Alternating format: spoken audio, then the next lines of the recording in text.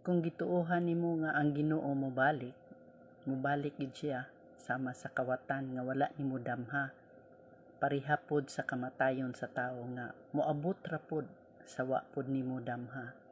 Kay wala man ta kasiguro kung pagkaugma buhi pa ta. Ingon ana pod ang pagbalik sa Ginoo. Wala ta masayod. Kalit ra pod siya moabot.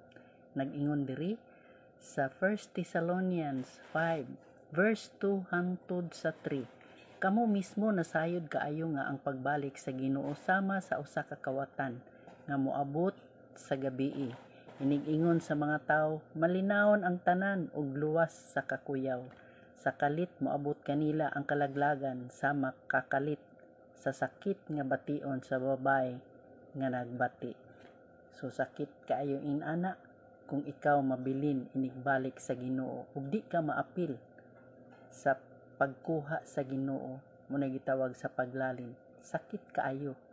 Unya kung ang kamatayon pod moabot, kung wa ka kaila sa Ginoo, wala ka kapangayo og pasaylo sa Ginoo, wala nimo siya gidawat ingon nga imong bugtong og personal nga manluluwas sa imong kinabuhi.